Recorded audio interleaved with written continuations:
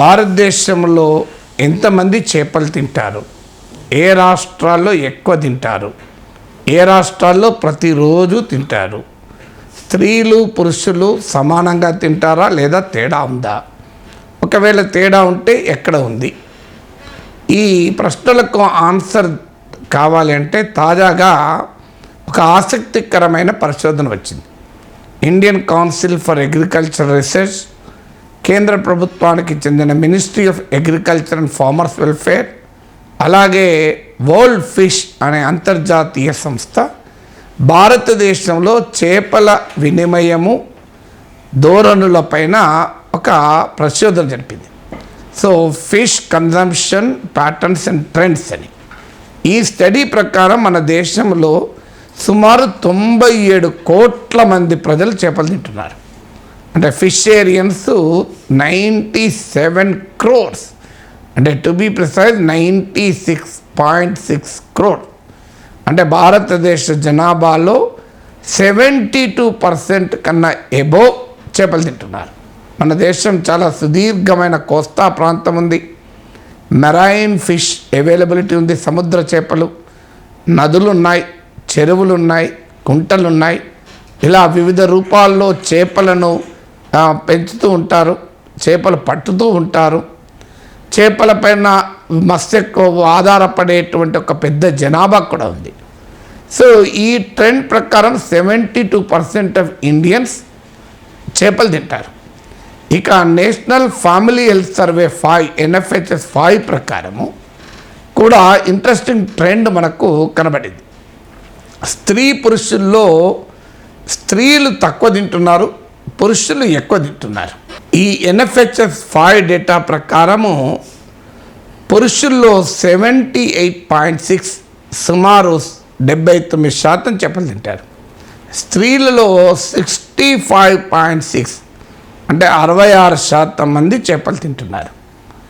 ఇది కూడా high consumption, అంటే రోజు చేపలు తినేవారు ఎక్కువ మంది చేపలు తినే రాష్ట్రాల్లో స్త్రీ పురుషుల మధ్య తేడా లేదు. స్త్రీలైనా తింటున్నారు, పురుషులైనా తింటున్నారు. కానీ లో కన్జంప్షన్ ఉన్న రాష్ట్రాల్లో మాత్రం, అంటే చేపలు తక్కువగా తినే అలవాటు ఉన్న రాష్ట్రాల్లో మాత్రం స్త్రీలకు పురుషులకు మధ్య తేడా ఉంటుంది. అంటే బహుశా దీనికి కారణం ఏమై ఉంటుందంటే ఈ స్టడీ ప్రకారము ఇళ్లల్లో చేపలు వండే అలవాటు లేకపోయినా బయట హోటల్లోనో బండ్ల వద్దనో చేపలు తినేవారు పురుషులు ఎక్కువగా ఉంటున్నారు. అందువల్ల ఇంట్లో తినే అలవాటు ఉన్న చోట స్త్రీలు పురుషులు సమానంగా చేపలు తింటున్నారు. అయితే ఇంత చేపలు తింటున్న 97 కోట్ల మంది భారతీయులు చేపలు తింటున్నారు, మామూలు విషయం కాదు, 72%. కానీ ఇప్పటికీ మన దేశంలో సగటు చేపల వినిమయం పర్ క్యాపిటల్ ఫిష్ కన్జంప్షన్ కేవలం 8 కిలోల లోపే, 7.89 kgs టు బి ప్రిసైజ్. లో మిడిల్ ఇన్కమ్ గ్రూప్స్, నేనేమి అమెరికా లాంటి డెవలప్డ్ కంట్రీస్తో పోల్చడం లేదు, మనకన్నా తక్కువ స్థాయిలోనే ఆదాయ స్థాయి ఉన్న లో అండ్ మిడిల్ ఇన్కమ్ కంట్రీస్లో కూడా మనకన్నా రెట్టింపు చేపల వినిమయం ఉంది, డబుల్ ఉంది పర్ క్యాపిటల్ కన్జంప్షన్. అంటే ఇండియాలో ఫిష్ కన్జంప్షన్కు ఎంత భారీగా అవకాశాలు ఉన్నాయో దీన్ని బట్టి అర్థమవుతుంది. అయితే ఈ చేపల వినిమయం కూడా మారుతూ వస్తుంది. గత 10 ఏళ్లలో హయ్యెస్ట్గా జమ్మూ కాశ్మీర్లో చేపలు తినడం పెరిగింది. నియర్లీ 21% గ్రోత్ రేట్, అంటే fish consumption growth rate Jammu కాశ్మీర్లో. అంటే ఆర్టికల్ 370 రద్దుకు చేపల వినిమయానికి సంబంధం ఉండకపోవచ్చు, కానీ జమ్మూ కాశ్మీర్లో భారీగా చేపల తినడం పెరుగుతోంది. పంజాబ్లో తగ్గుతోంది. ఇంట్రెస్టింగ్ ఏంటంటే పంజాబ్ ఈజ్ డిక్లైనింగ్. ఇక భారతదేశం మొత్తం మీద ఈస్టర్న్ అండ్ నార్త్ ఈస్టర్న్, అంటే ఈశాన్య రాష్ట్రాలు, బెంగాల్ లాంటి ఈస్టర్న్ రాష్ట్రాలు, సౌత్లో ఉన్న తమిళనాడు, కేరళ, అలాగే గోవా, ఇవి కలిపితే భారతదేశంలో 90% ఫిష్ కన్జంప్షన్ ఇక్కడ జరుగుతుంది. అంటే దేశమంతటా కూడా ఈక్వల్గా లేదు fish consumption. North eastern states, eastern states, Goa, Tamil Nadu, Kerala account for 90% of the India's fish consumption. ఇక రాష్ట్రాల వారిగా చూస్తే త్రిపుర ఛాంపియన్ ఆఫ్ ఫిష్ కన్జంప్షన్గా చెప్తారు. హయ్యెస్ట్గా త్రిపురలో తింటున్నారు. లోయెస్ట్గా పంజాబ్, రాజస్థాన్, హర్యానాలో చేపల వినిమయం ఉంది. పంజాబ్లోనైతే తగ్గుతూ వస్తుంది లాస్ట్ 10 yearsలో. జమ్మూ కాశ్మీర్లో 21% పెరిగితే పంజాబ్లో ఈ లాస్ట్ 10 yearsలో నియర్లీ 4% పడిపోయింది. అందువల్ల పంజాబ్, రాజస్థాన్, హర్యానా లో లెవెల్ ఆఫ్ ఫిష్ కన్జంప్షన్ ఉంది. అయితే డైలీ ఫిష్ తినేవారు. ఓవరాల్గా ఫిష్ కన్జంప్షన్ చూస్తే త్రిపుర టాప్ ఉంది. కానీ ప్రతిరోజు ఫిష్ తినేవారు హయ్యెస్ట్గా ఎక్కడున్నారు అంటే కేరళలో ఉన్నారు. ఇక్కడ నియర్లీ 54% ఆఫ్ కేరళ, ప్రతి 2 మలయాళీలో ఒకరు ప్రతిరోజు చేపలు తింటారు. అంటే సముద్ర తీర ప్రాంత స్టేట్ కనుక అక్కడ ఆ స్థాయిలో ఉంటున్నారు. Followed by Goa and west Bengal.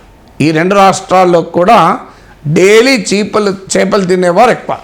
So అందువల్ల భారతదేశంలో ఫిష్ కన్జంప్షన్ ట్రెండ్స్ బట్టి చూస్తుంటే ఫిషరీస్ సెక్టార్ ఇంకా గణనీయంగా పెరగటానికి అవకాశం ఉంది.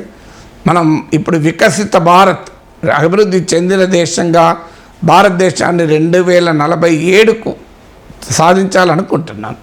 ఈ వికసిత భారత్ కల సాకారం కావాలంటే మన దేశంలో చేపల వినిమయం ఇంకా చాలా పెరగాలి.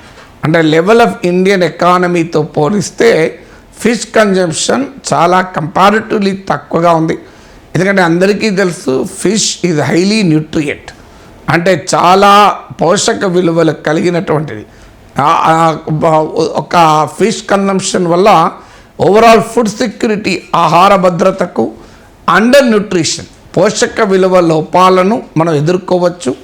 అలాగే కోట్లాది మంది ప్రజలకు ఫిష్ ఎకానమీలో ఉన్న వాల్యూ అడిషన్ ఇది చాలా పెద్ద ఎత్తున ఉపాధికి కూడా కల్పిస్తుంది. అందువల్ల అటు ఎకానమీకి, ఇటు ఎంప్లాయ్మెంట్కు, ఫుడ్ సెక్యూరిటీ, న్యూట్రిషనల్ సెక్యూరిటీకి కూడా చేపలు చాలా చాలా కీలకం. అందువల్ల వికసిత భారత్ లక్ష్య సాధన దిశగా భారతదేశం అడుగులు వేయాలంటే చేపల వినిమయం రెట్టింపు కావాలి. దేశంలో ఇప్పటికీ ఫిష్ కన్జంప్షన్ తక్కువగా ఉన్న ప్రాంతాలకు పెరగాలి. మరీ ముఖ్యంగా ఉమెన్ ఫిష్ కన్జంప్షన్ పెరగాలి. అందువల్ల ఫిష్ వాల్యూ చైన్ ఇంకా దేశంలో విస్తరించాల్సిన అవసరం ఉంది. అందుకు అవకాశాలు కూడా ఉన్నాయి.